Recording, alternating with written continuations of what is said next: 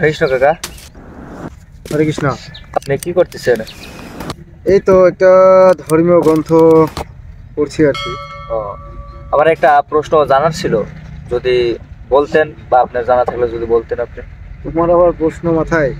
হ্যাঁ, আচ্ছা করো, কি প্রশ্ন? প্রশ্নটা এই যে, ঈশ্বর এক না বহু? ঈশ্বর এক না বহু? হ্যাঁ। এটা তো একটা কমন প্রশ্ন। ঈশ্বর তো এক ও অদ্বিতীয়। তাহলে যে ব্রহ্মা, বিষ্ণু, শিব, আচ্ছা, কৃষ্ণ, এদেরকে কেন আমরা ঈশ্বর বলে মানি? তাহলে তো 3টা 4টা 5টা অনেক হয়ে গেল। তাহলে ও, এদেরকে কেন আচ্ছা। আমরা বলি? যে আপনি বুঝে বললেন যে ঈশ্বর এক ও অদ্বিতীয়। তোমার মনের প্রশ্নটা এই যে ঈশ্বর যদি একই হয় তাহলে ব্রহ্মা বিষ্ণু শিব এদেরকে কেন ভগবান বলা হয়, হ্যাঁ বা ভগবান শ্রীকৃষ্ণকে কেন ভগবান বলা হয়, এটাই তো। হ্যাঁ হ্যাঁ। দেখো, এখানে বেশ কিছু বিষয় আছে। এই তো বিশ্ব ব্রহ্মাণ্ডের সৃষ্টিকর্তা তো একজনাই, আমরা তারই সৃষ্টি, তাই নয় কি?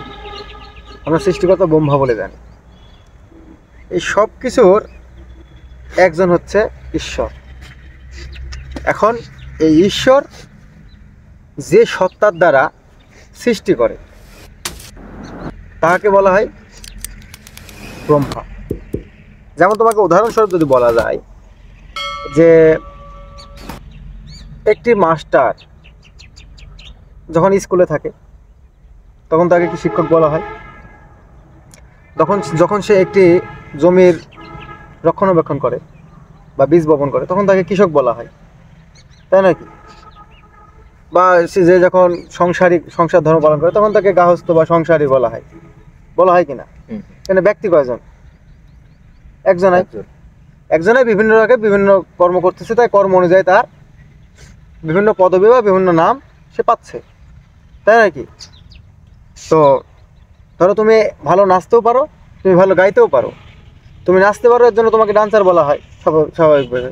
তুমি গাইতে পারো, তোমাকে গায়ক বলা হবে। কিন্তু তুমি ব্যক্তি কয়জন? একজনাই। তদ্রূপ এই ঈশ্বর হচ্ছে সব বিশ্ব ব্রহ্মাণ্ডের হচ্ছে সৃষ্টিকর্তা বা বিশ্ব ব্রহ্মাণ্ড তারই পরিচালনা চলে। এখন এই ঈশ্বর যখন সৃষ্টি করে কোনো কিছু, সেই সত্তাকে বলি হচ্ছে ব্রহ্মা।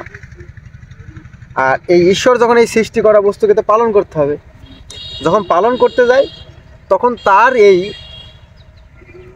পালন করার যে সত্তা সেটাকে বলে হচ্ছে বিষ্ণু। আর যখন এই ঈশ্বর এই সব কিছু সংহার করে, সব কিছু তো শুরু আছে শেষ আছে, জন্ম আছে মৃত্যু আছে। মৃত্যু যদি না থাকতো পৃথিবীতে পাপ আরও বেড়ে যেত। তো সংহারকর্তা, এই সংহার হচ্ছে আমার মহাদেব, ঈশ্বরের সত্তা। তাই ঈশ্বর যখন যেটা করে তার সেই সত্তা অনুযায়ী কর্ম অনুযায়ী নাম আমরা জানি, যেমন ব্রহ্মা বিষ্ণু শিব। তারপর তুমি এবার আসো ভগবান শ্রীকৃষ্ণের ক্ষেত্রে, যে ভগবান কেন বলি আমরা ভগবান বলি?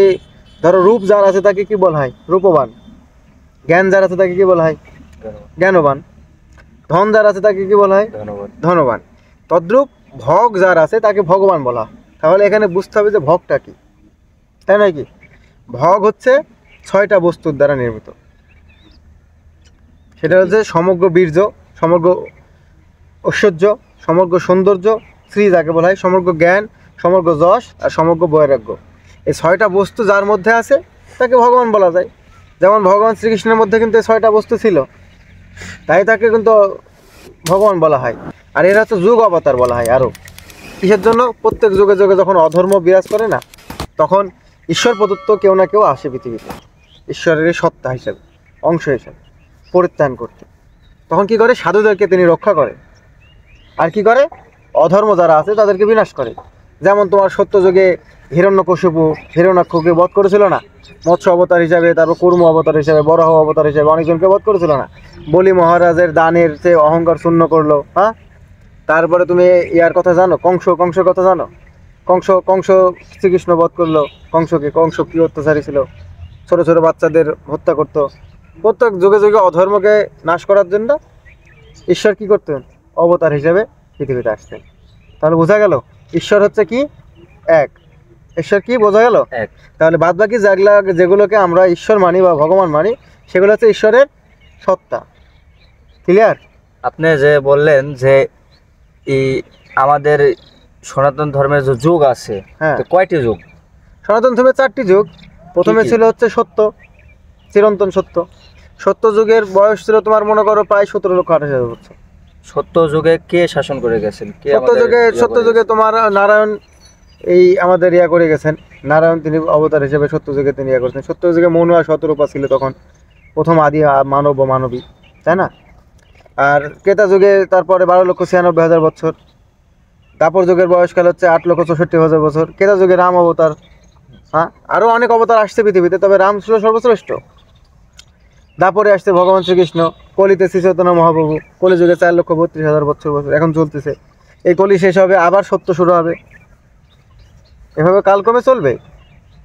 যুগ চারটাই। যুগ চারটা, তবে এই যে কলি শেষ হবে আবার সত্য আসবে, আবার দাপর আসবে, আবার কেতা আসবে, আবার সত্য, এইভাবে এক কল্পকাল, এইভাবে 14টি মনোন্নত সব মিলিয়ে এক কল্পকালের একটা আয়ু হবে, একটা ব্রহ্মার আয়ুষ্কাল, ঠিক আছে? তো এটা অনেক ব্যাপার। তারপরে তোমার যে প্রশ্ন সেটা কি ক্লিয়ার হলো না আরও কিছু আছে? না না, এখন আমি যেটা বুঝতে পারলাম যে একটা জমির মালিক একজনই, একজনই। কিন্তু ওই জমিটাকে হচ্ছে চাষাবাস করাচ্ছে বিভিন্ন কর্মিক দিয়ে। হ্যাঁ, তে আপনার কথাতে এটাই বোঝা হলো যে ঈশ্বর একটাই, ঈশ্বর একটাই, কিন্তু তার আদেশ মেনে তার আদেশ মেনে তার সত্তাগুলো কাজ করে সত্তাগুলো কাজ যাচ্ছে, এই করে বিশ্ব যাচ্ছে। ব্রহ্মাণ্ড চালিত করতেছে। এটাই ক্লিয়ার। ধন্যবাদ তোমাকে।